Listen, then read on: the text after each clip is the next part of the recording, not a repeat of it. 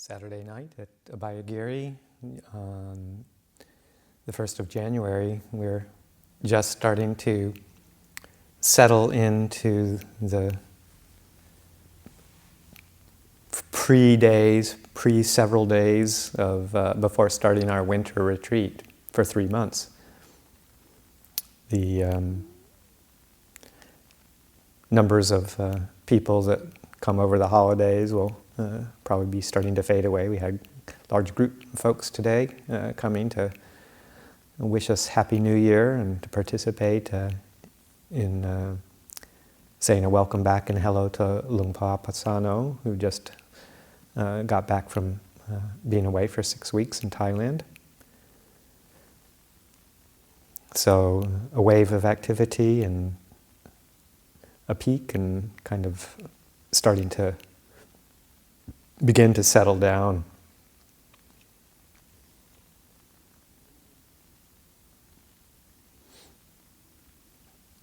There's a cold snap in the air too. We've got some hearty guests outside who are here from New Hampshire who are able to weather the cold in our little campfire that isn't working. So hopefully staying warm enough. But that kind of cool, dark night here, wintry feel for Northern California, it's kind of a nice reminder of the motion towards slowing down and moving inwards that we like to generate for this winter retreat period. Gathering of the retreat crew, almost everybody's here who's going to be supporting the retreat for the next few months. So a sense of starting to move into stillness, settledness.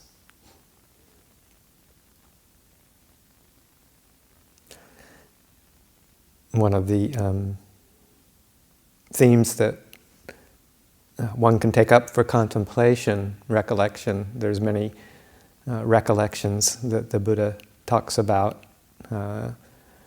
bringing up in our contemplations to help steer the mind in wholesome directions. One of them is nusati.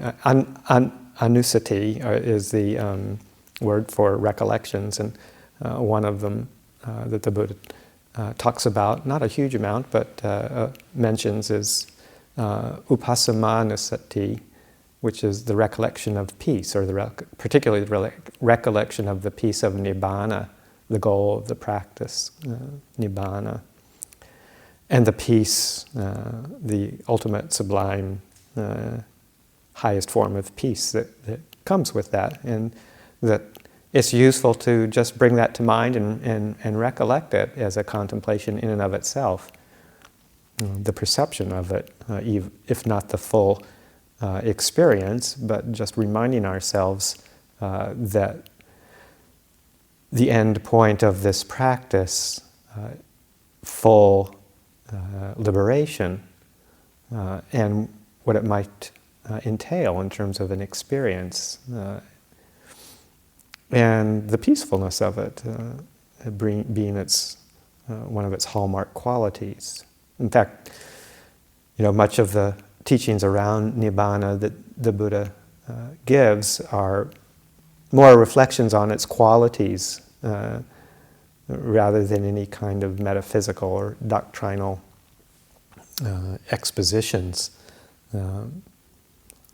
because essentially it's Nibbana. I like the way Ajahn Jeff kind of refers to it.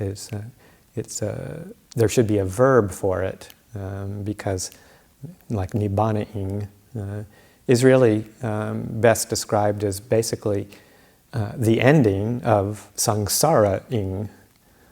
So all of that which keeps us rolling through existence and experience quiets down, settles down, and becomes still and pauses, stops, and ends. And the ending of that is what we call nibbana. So rather than being something that's created, it's experienced as we relinquish, let go, and deconstruct all of that which we're constantly caught up in.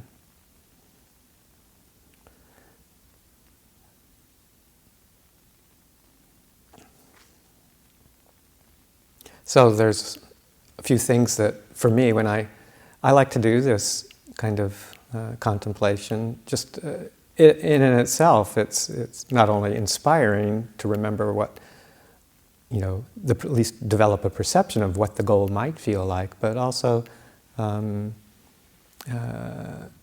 to develop a sense of that there is a series of reflections that actually help move us in that direction.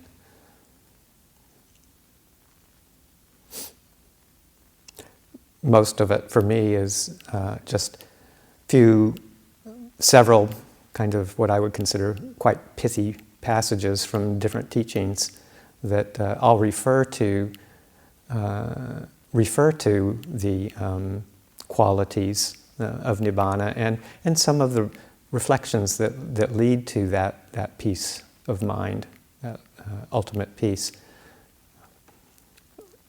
I'm not much of a Buddhist scholar or Pali scholar, so I don't have a lot of great abilities to remember lots of details of stories and teachings in super detail from the suttas. But what I find very useful is to pick up and memorize and reflect on certain bits and pieces as part of a contemplative strategy, and just kind of introduce them into my contemplations periodically as a way of helping to develop calm and insight.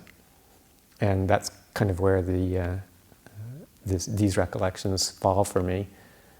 So, we all spend lots of time, presumably, we all spend lots of time contemplating all the different obstructions that keep us confused in our lives, and like the hindrances and the underlying tendencies and those things that keep us obstructed, and how to work with them and develop or relinquish them, let go of them, and also developing many skillful qualities that help support us along the way, all the broad, open, wholesome states of mind, and the qualities that we need to bring up to develop the path.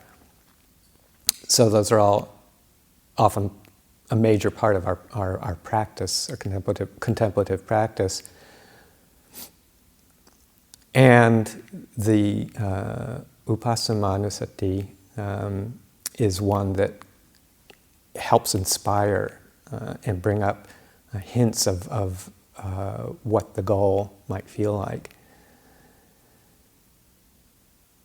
And when I start to do this in a period of meditation, I find that some of the preliminary insights that one develops on the way are very useful. And the Buddha just has some very simple descriptions along the way that I find are quite helpful. And one of them is just a slight one-line description of the goal itself, nibbana, that Venerable Sariputta uttered in one of his reflections. And that is that nibbana is the cessation of becoming.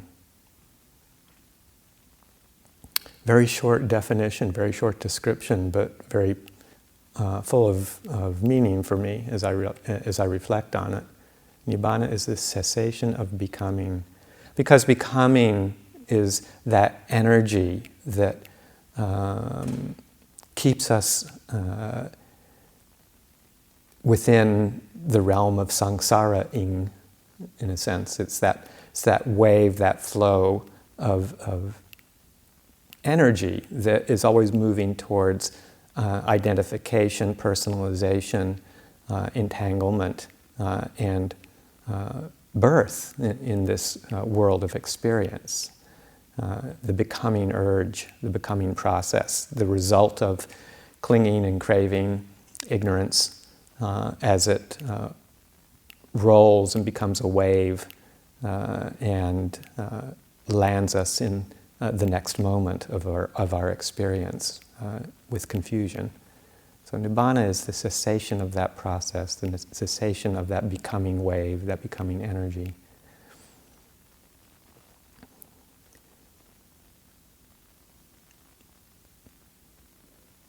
And this, I think probably this talk is going to end up just being a series of quotations, but so be it.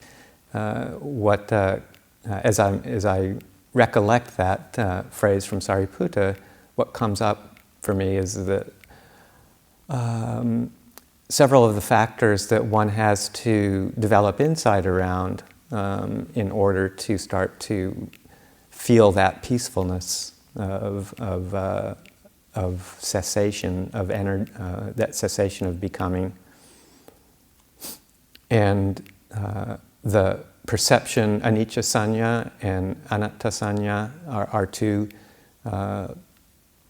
perceptions that we cultivate in order to develop that insight into how the cessation of becoming comes to us.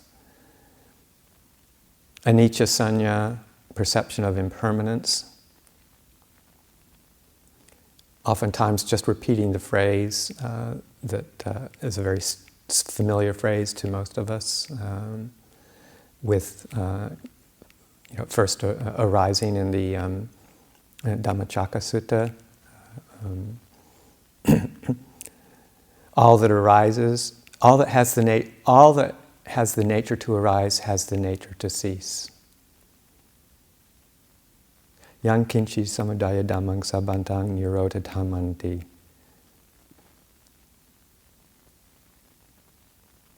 And that's a very powerful statement just to experience and to realize that it's referring not only to the broad teaching that all of our conditioned experience is constantly changing, and everything that we think is solid and real and permanent actually isn't. This body, this mind, it arises, has a lifetime, comes to an end. But also the momentary nature of the experience of arising and ceasing. So that if you think of it as this continuing in that analogy of this wave of becoming, it's kind of the process of sankhara, the fabrications that are kind of like a wave of energy. Sankhara is like a wave of experience. You think of a wave on the ocean and how it rolls from a distance outwards, and it rolls as it lifts and rolls through on its way to the shore. It breaks and it hits the shore. But the water itself is, in a sense, staying in one place. As the wave rolls, it lifts up a certain section of that water, and the energy passes on to the next section of the water, and all the ingredients in the water and the little plant life and the fish and all the animals in there, they raise up and then they settle down as the wave passes through, but they stay where they are. And we think of the wave as something individual and solid and self-appearing, and the wave comes from afar and it moves and it crashes onto the shore. We think of it as a thing, an individual thing. But it's actually just a movement of energy through that body of water. And it just brings up the things that are in that place at a particular time, and as soon as it is rising up, it immediately it's passing through. and leaving the contents behind as the energy moves on. And that's kind of like what our rolling on of experience is like, so that this wave of becoming energy, this wave of motion, fabrication, formation, we mistake it and think of it as something solid in who we are. But all that experience that is arising in any one moment, even right now as you're listening, as it is arising, it is, in that moment, it is passing away. As the words that I'm speaking are forming, in that very instant, they're dissolving. There's a sense of continuity based on kind of a felt impression that lingers for a while, but that's a different thing. So just that contemplation of changeability, constant motion and movement, like in that wave, it's at the same time it's here and it's gone.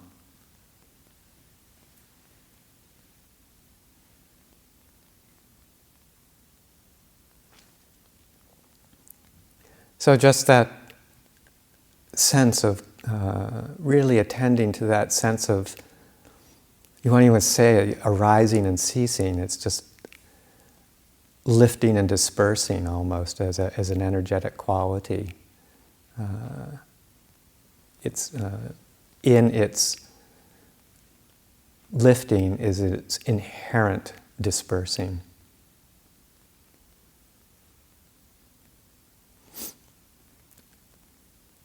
And you can see how that's peaceful, just to recollect that if we don't get involved in the solidification of it, then there's a sense of peace and coolness.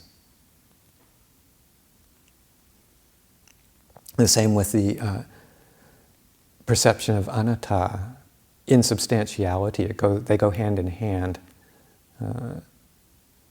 That we can't really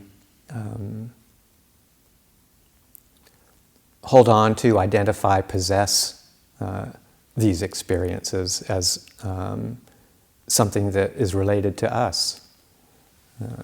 This body, these feelings, these perceptions, the movements of mind, mental formations, consciousness, divided consciousness in the various sense realms.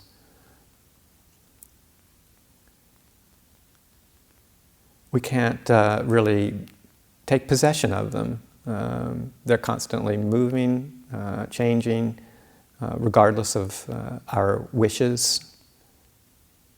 And to try and hold them still and hold them steady and control them ultimately is a fruitless experience. They have lives of their own. So we learn to try and separate the quality of knowing from the actual components, the aggregates of experience.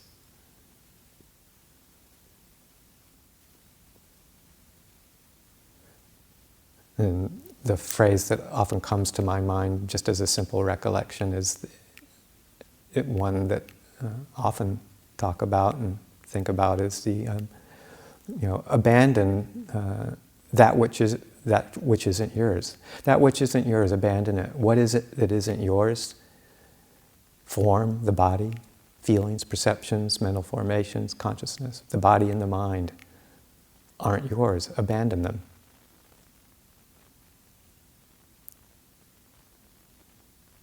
So sometimes just repeating that simple phrase brings up a sense of ease and peace. I don't have to control them. I can't. Even if I thought I could, I can't. So why even put the effort into trying to control that which is insubstantial, not ours to control?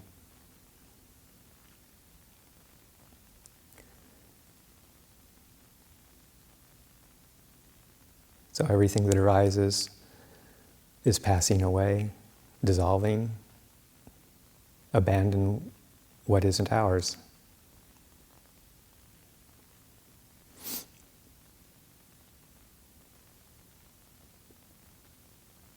So these fundamental insights brought into real-time experience when we're sitting quietly, and we can experience a taste of these characteristics, these qualities of experience.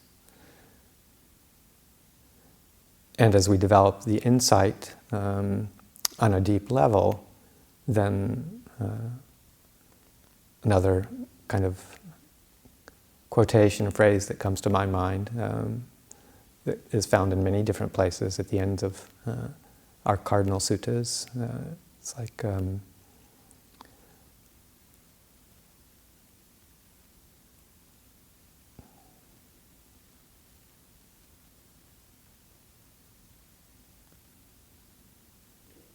the wise noble disciple, seen in this way, becomes disenchanted with forms, becomes disenchanted with feelings, becomes disenchanted with perceptions, becomes disenchanted with mental formations, becomes disenchanted with consciousness. Becoming disenchanted, their passions fade away. With the fading away of these passions, the mind, the heart is liberated. With liberation comes the knowledge it is liberated. And they know birth is destroyed, the holy life has been lived. Done is what had to be done. There is no more coming into any state of being.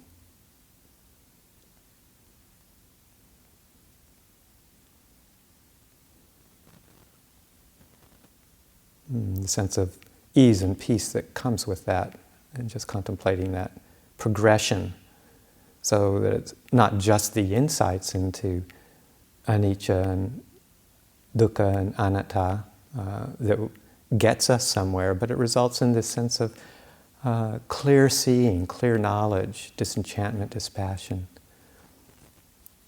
relinquishment.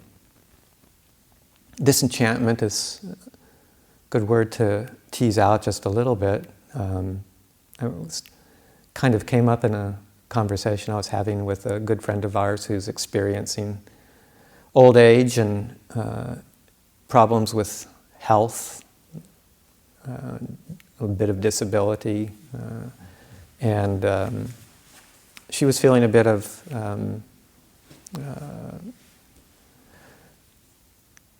fatigue and tiredness, mental and physical, and feeling at the age of 80 is, it's sort of like, how much more of this do I want to have to put up with?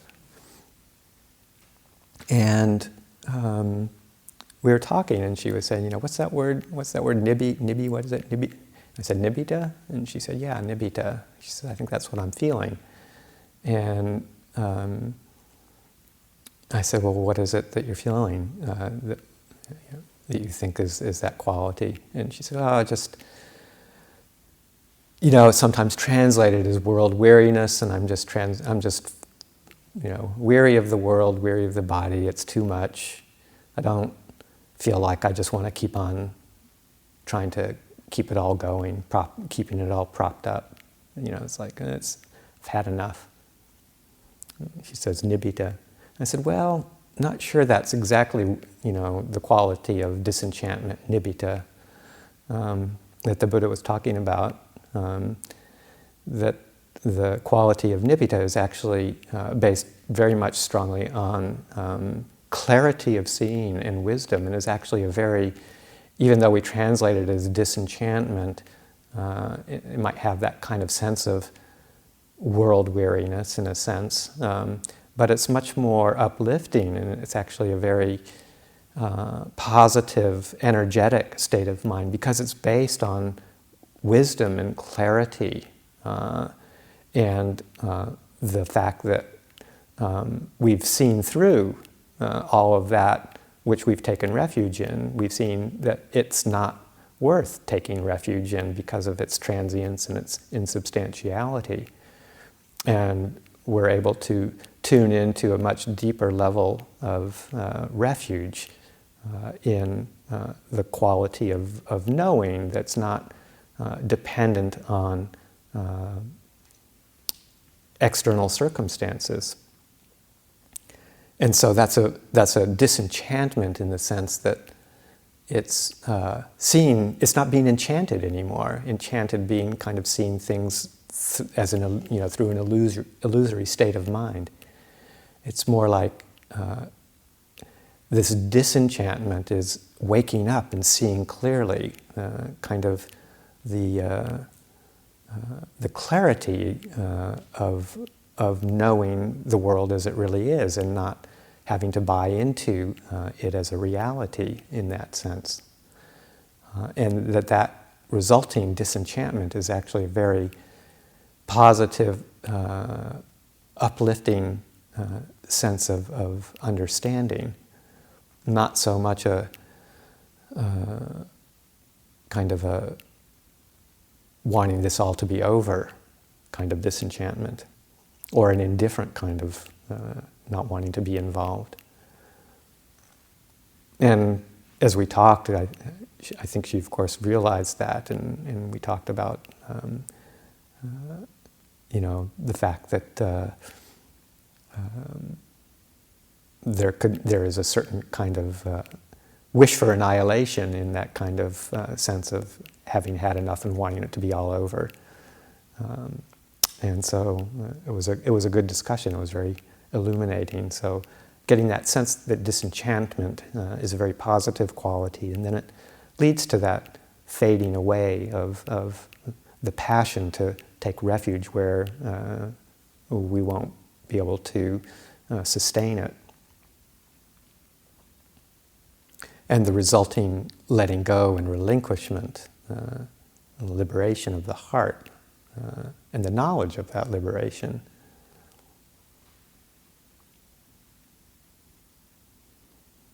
And the end result of this kind of reflection being a sense of peace.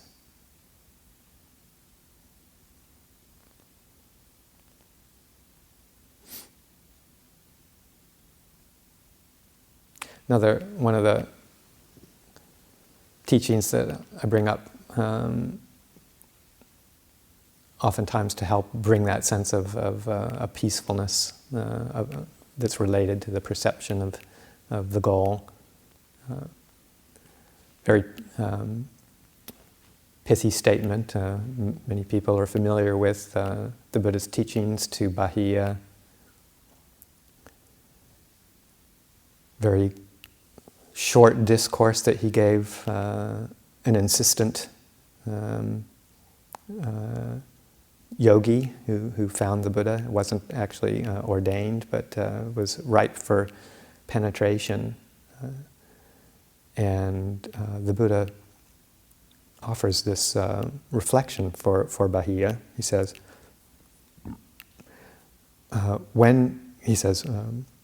in the seen, there is just the seen. In the heard, there is just the heard. In the sensed, there is just the sensed. In the cognized, there is just the cognized. When for you, there is in the seen just the seen, in the heard just the heard, in the sensed just the sensed, in the cognized just the cognized, then there is no you with that. There is no you in that. You are neither here, nor there, nor in between the two. Just this is the end of suffering. And when the Buddha gave Bahiya this short teaching, he immediately realized the goal.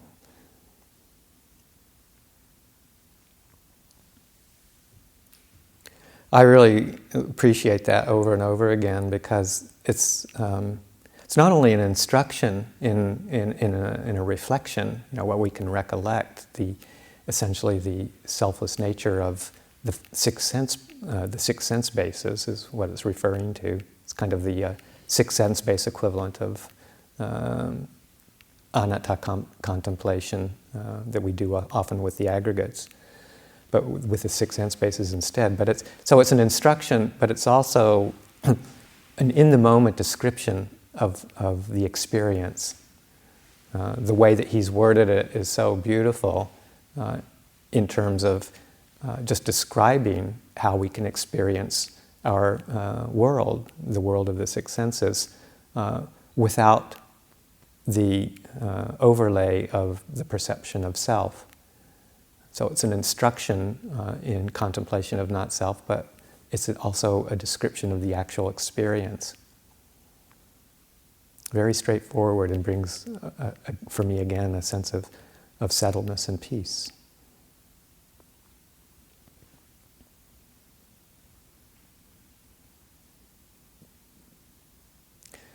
And another kind of favorite quotation to induce that sense of peace.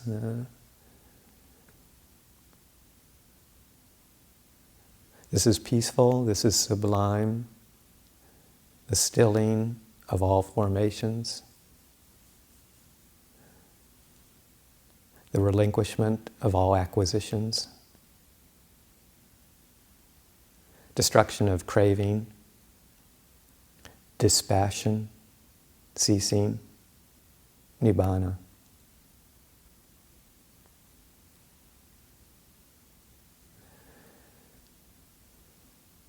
So just repeating that brings a sense of settledness, peace.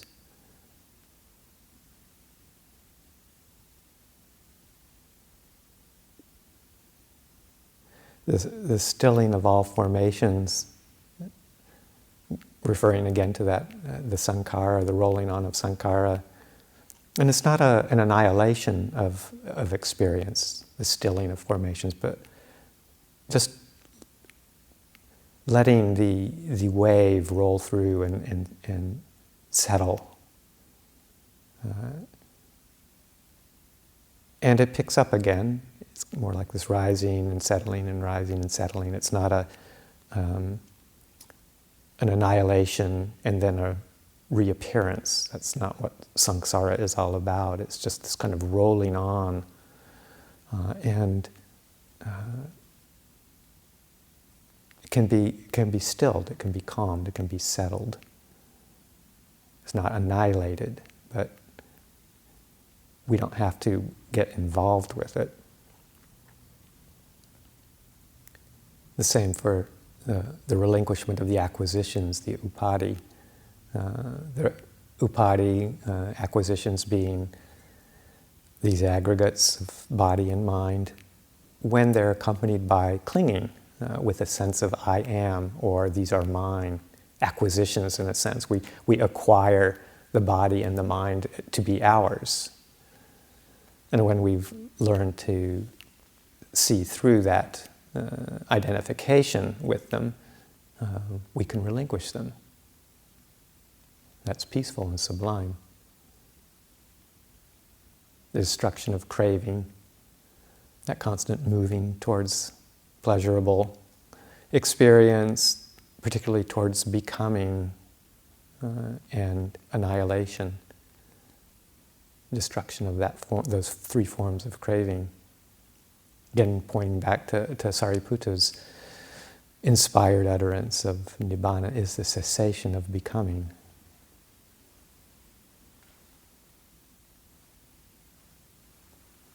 The ending of the passion.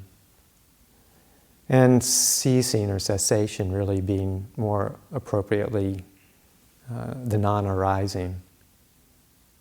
It's that period of settledness.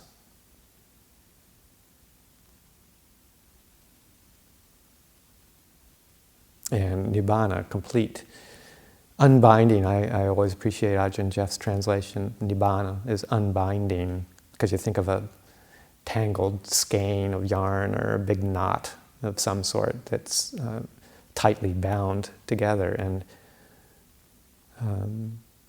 it's like when you're trying to untangle a tangled knot of some sort. If you pull and tug at it on the ends that are sticking out, it just gets tighter and more entangled. But if you gently push and loosen in the opposite direction and try and create space with the entangled threads, then sooner or later, if you're patient and you just keep gently pushing a little bit here, a little bit there, but not pulling hard, the whole thing starts to loosen up, and at some point it just falls apart, disentangles. It unbinds, and the whole seemingly solid mass of knot just loosens up and disappears.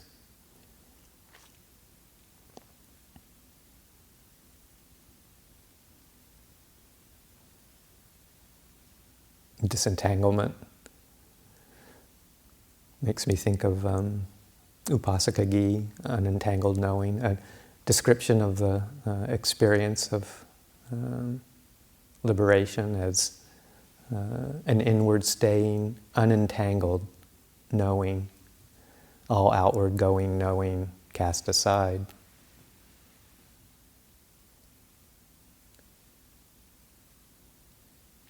Another phrase just to repeat and contemplate, see what happens to the quality of the heart just with the repetition of those words.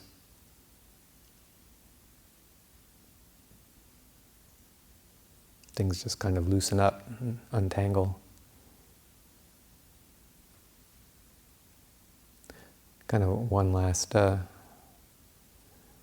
favorite phrase that I bring up in my contemplations is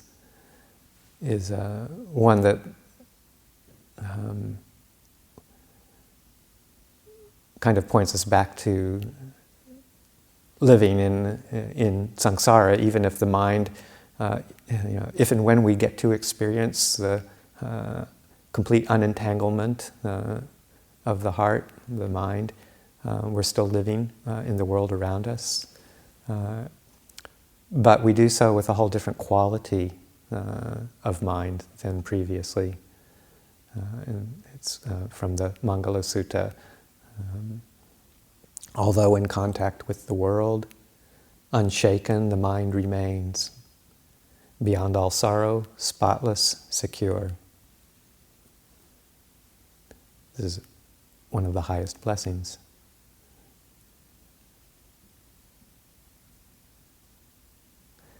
Particularly that phrase, unshaken the mind remains.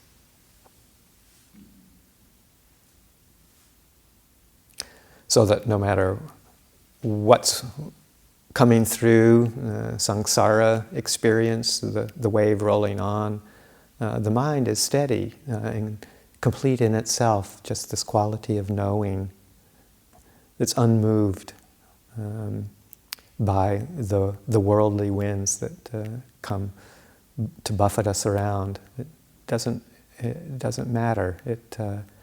There's a sense of peace and groundedness and solidity that is unshakable.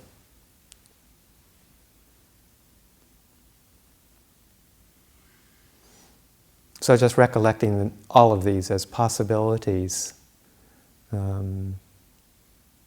are for me what I think of when I think of upasamanusati, recollection of the peace of nibbana, as a contemplation, as a regular reflection. It gives a sense of not only do we, learn how to deal with all of our obstructions and how to bring up wholesome qualities and developing our parami, our skillful qualities, but also just to reflect that there is a result from all of this practice. It's the result of experiencing the peace of liberation. And we can bring up those perceptions even if we're not there yet, in a sense, if we haven't done all of our work. we can bring that up as a possibility and experience some of what might be a hint of what the goal, the end goal might feel like.